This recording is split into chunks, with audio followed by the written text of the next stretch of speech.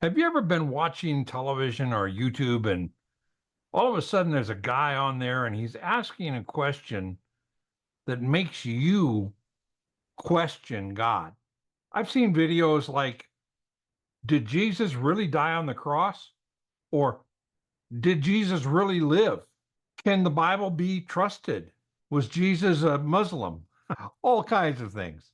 And our response to these questions is very often questions about, yeah, I wonder about that. This question might be a true question when a lot of times they aren't. Today, we're going to be looking at Isaiah chapter 36. It's an interesting chapter from the perspective of we're going to see questions raised that are designed to have the people hearing the question God. And we're going to see that today and talk about that and how it'll relate to us when we come right back.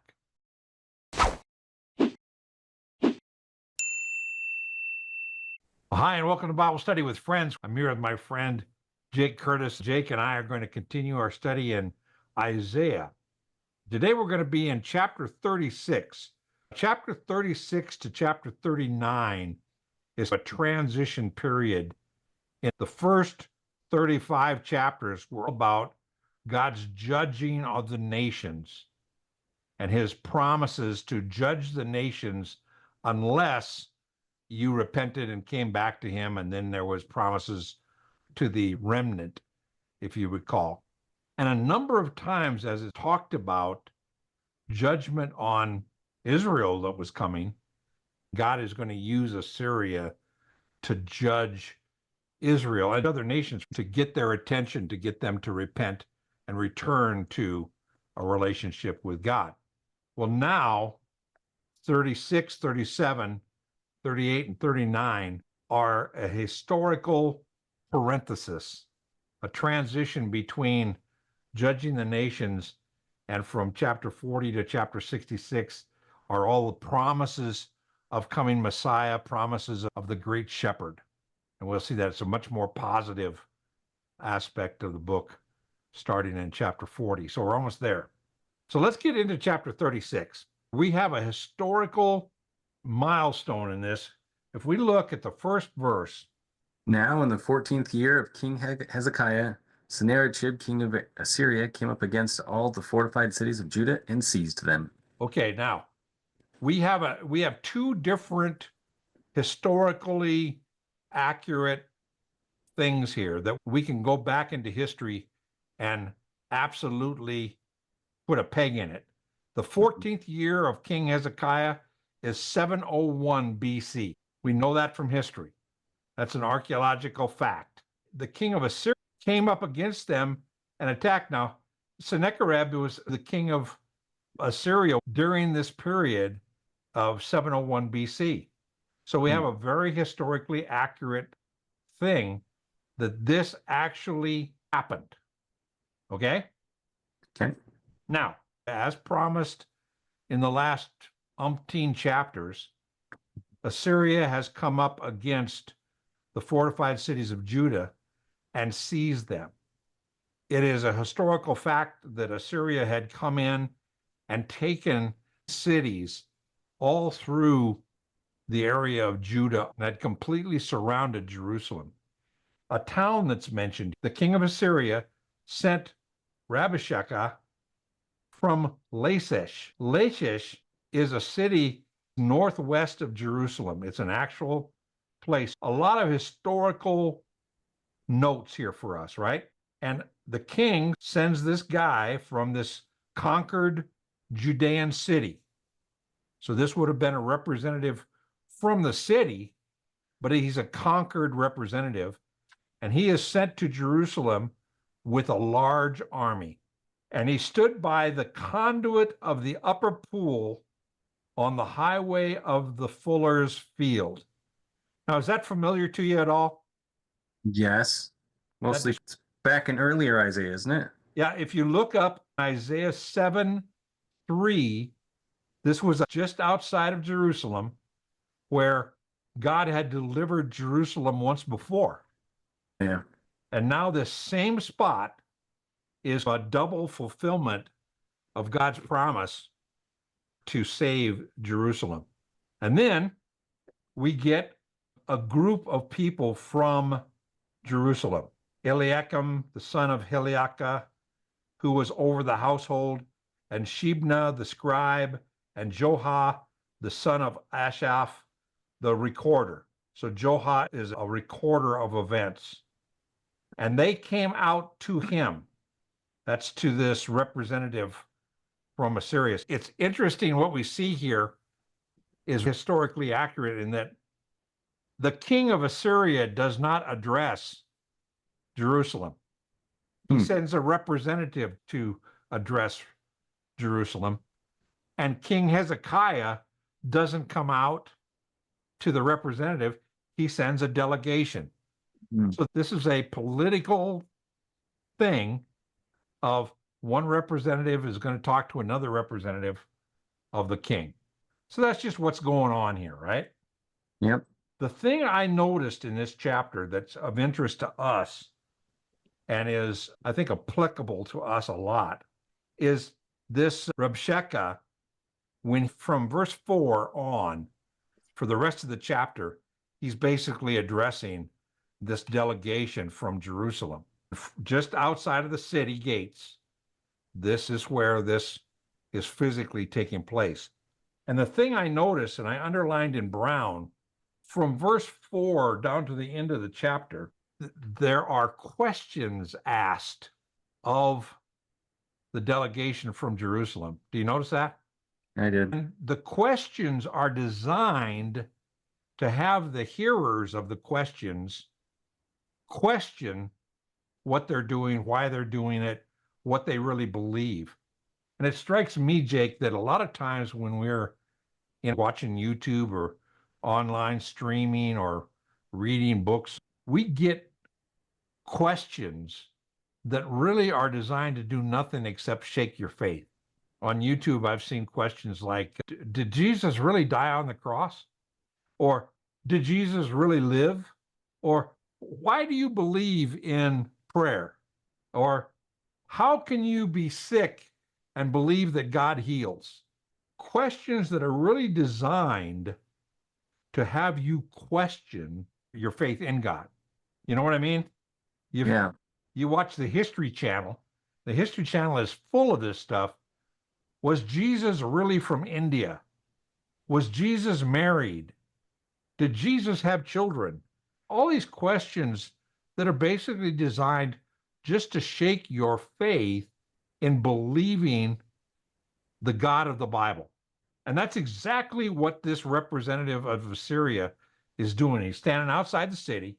And let's look at some of the questions. The first question, go ahead and read the last half of verse 4. What is this confidence you have then? Read verse 5. I say, your counsel, your strength for the war are only empty words. Now on whom do you rely that you have rebelled against me? Now, this is the words of the king of Assyria, and it basically tells us a couple of things. Number one, it tells us that the king of Assyria has heard the basics of the faith of Jerusalem. He has some concepts enough to ask some questions. And the first question that he asked is, who do you have confidence in? He says, look, we have this big army outside your gates. And he goes, what is this confidence that you have?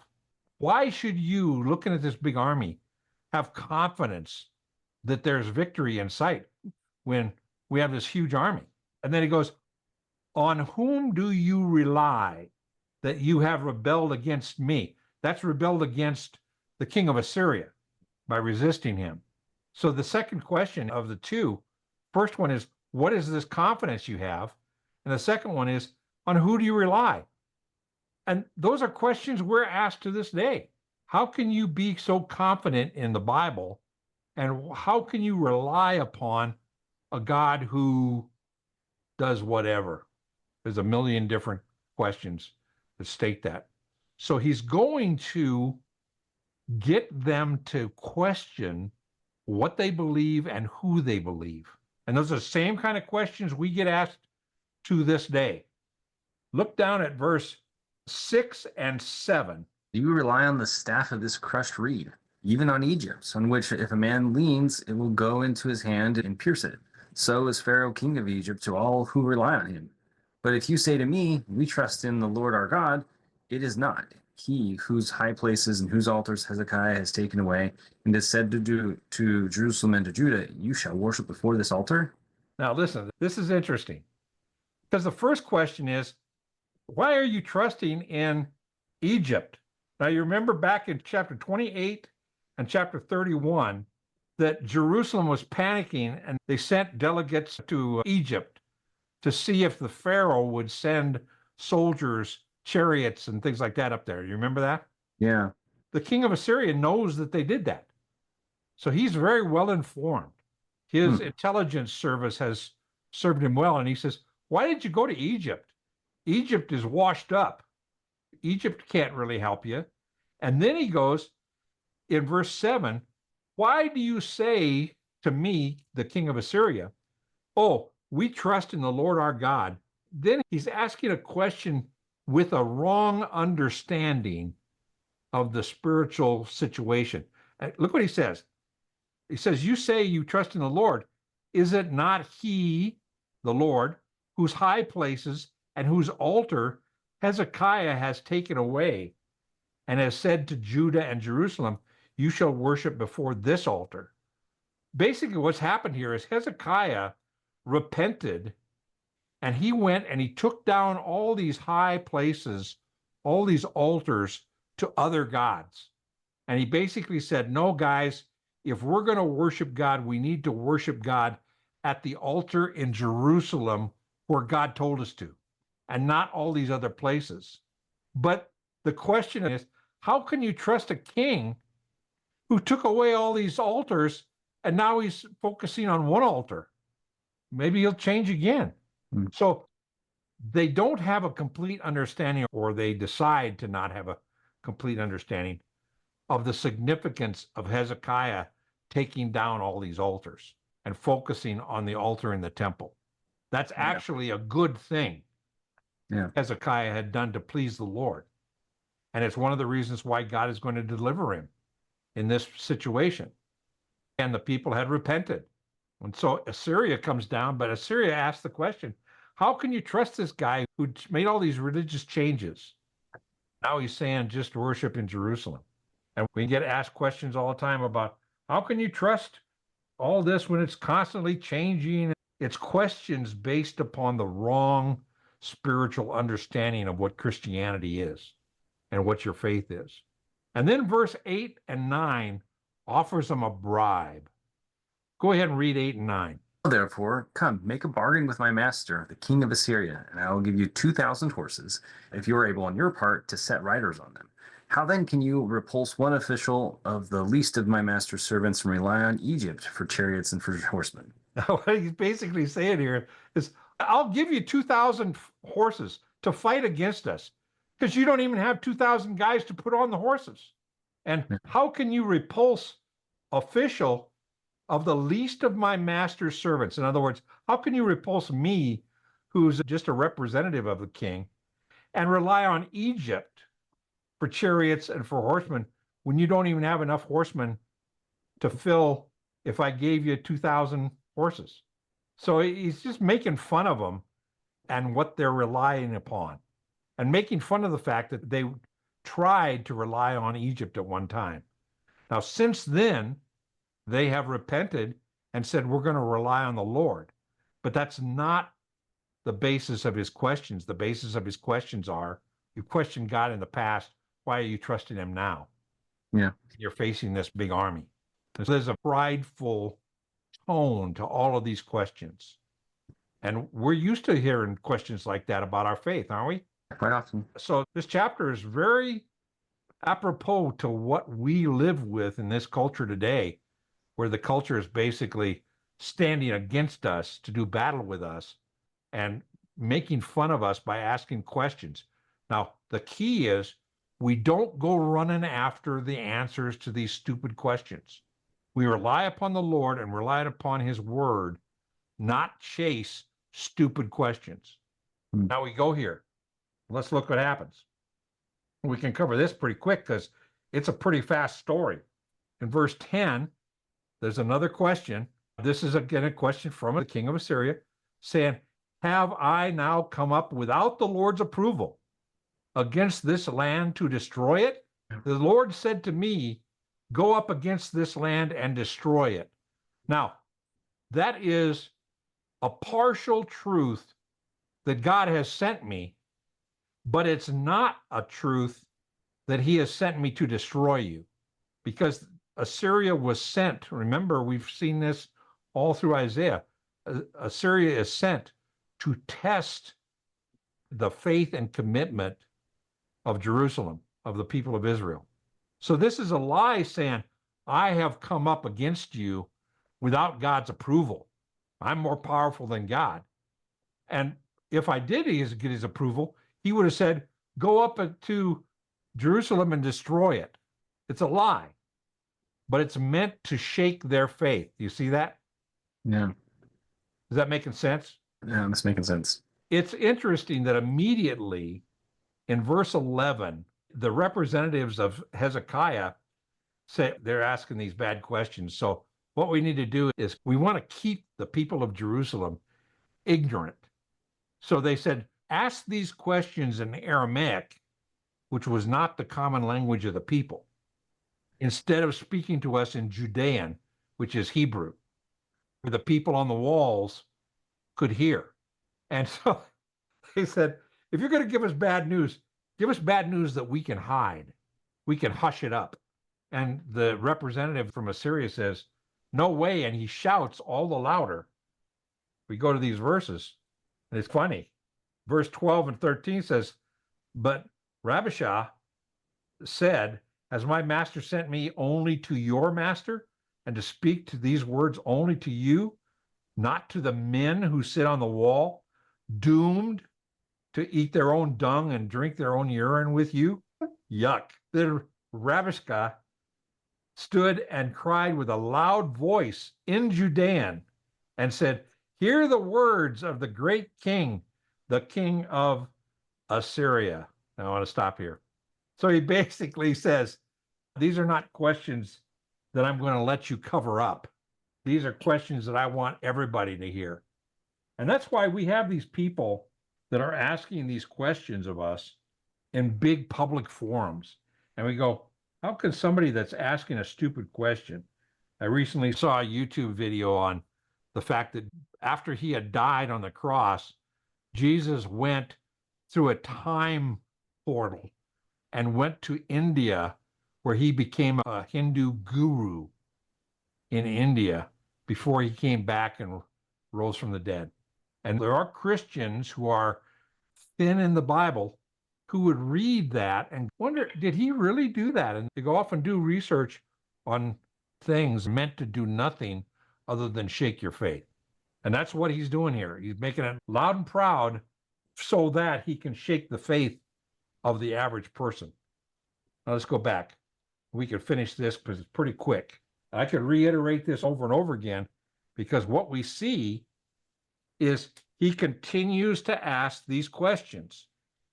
Verse 14, thus says the king, this is Assyria, do not let Hezekiah deceive you, for he will not be able to deliver you, nor let Hezekiah make you trust in the Lord, saying the Lord will surely deliver us. This city will not be given into the hands of the king of Assyria. Hezekiah was basically saying, let's trust in the Lord. And he's making fun of that. So it'd be like saying, how can you believe a pastor who says you need to have faith? Don't let him deceive you. So the response would be, gee, I wonder if my pastor is telling me the truth. I would rather hear that Jesus was a space alien than to hear my pastor preach from God's word. It just doesn't make sense. And it's designed to get you to question trusting in God. And he keeps going. He says, don't listen to Hezekiah, for thus says the king of Assyria, make your peace with me and come out to me and eat each of his vine and each of his fig tree and drink each of the waters of his own cistern. In other words, you won't be eating dung and drinking urine. Surrender. So then it goes on, until I come and take away to a land like your own, a land of grain. And it says, basically, surrender to me and I'll take you away to a great land.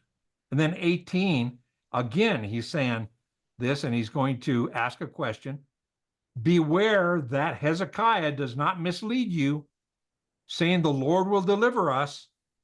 Has any one of the gods of the nations delivered his land from the hand of the king of Assyria? In other words, all these nations that we've conquered have prayed to their gods, and their God hasn't delivered them. So why should yours? Yeah. See that? Then Yeah. he mentions Samaria in verse 19. Where are the gods, and when did they deliver Samaria from my hand? In other words, all these other nations prayed like you guys are, and their gods didn't answer them. Why should your God answer you now? And then verse 20, who among all the gods of these lands have delivered their land from my hand? Basically, he's saying God hasn't delivered any land from the hand of Assyria. Why should yours deliver you? Why should you believe that? Now, we see a couple of things that are interesting here. They were silent. Verse 21, they were silent and answered him not, for the king's commandment was, do not answer him. Now, we can take that and apply it in what we've noticed in all these questions. One of the answers to not letting questions cause us to question God is don't listen to these stupid questions. Just don't listen to them and don't try to answer. Oh, gee, I need to argue with somebody about whether Jesus was an alien. No, I don't. If somebody's going to say, was Jesus an alien? I'm going to dismiss them. You can go into 1 Timothy in the New Testament, and 1 Timothy tells you, don't get hung up on arguing about stupid stuff and fables and arguing about words and that sort of thing. Just stick with the sound doctrine of God's word. And that's what instructions to the people of Jerusalem was. Ending with, right before the next chapter, these representatives who were over the household, and Shebna and Johan, it's the son of Asaph, the recorder, came to Hezekiah and tore their clothes. And that was basically a sign of stress, being mournful, I guess would be the word. Yeah. And a sign of regret. He tore their robes and said, oh man, here's what he said. Now, what we're going to see into the next chapter is how God answers all the questions. So it's like saying, don't try to answer all these questions. Let God handle it. And God will show up. That's my little sign right there. God always shows up. If you want to believe Jesus is an alien, I'm not going to argue that. Why do you trust in God? And I'm not going to say, why do I trust in God? No, I'm going to trust in God because God says so in his word. And I'm going to, by faith, trust his word. And when I do, he shows up, and we'll see that next chapter next week. Okay. Any comments? Do you see where I drew out an application for us out of this chapter? Yeah, I did like that. Basically, most of the chapter is them just trying to get them to doubt their faith and doubt who they are and what they know and what they trust. Yeah, and I can just see this guy strutting up and down saying, how can you trust God? Hezekiah is leading you down the garden path because you used to trust in Egypt, and that was stupid. And now you're trusting in God. That's stupid. You see what he's doing? Yep. He's trying to plant doubt. That's very real to us today. Yeah. We're bombarded with questions that are really designed by Satan, designed by the culture to get us to question God. And we need to resist that and just trust that God will show up based upon the promises of his word. And we're going to see promises from his word from chapter 40 on, all kinds of promises that we can put our trust in and faith in. And we'll see that starting next chapter. Okay. We've been talking about questions that make us question and how that can get into a deadly circle if we're not careful to pay attention to who we are listening to. I want to recommend a video to you, Honest Faith with Questions. It's out of the 9th chapter of the book of Mark. And I hope you enjoy it. If you do, hit the subscribe button and the like button. We'll see. Nothing wrong with questions as long as they lead us to the Lord. We'll continue our study in the book of Isaiah next week. Until then, God bless you.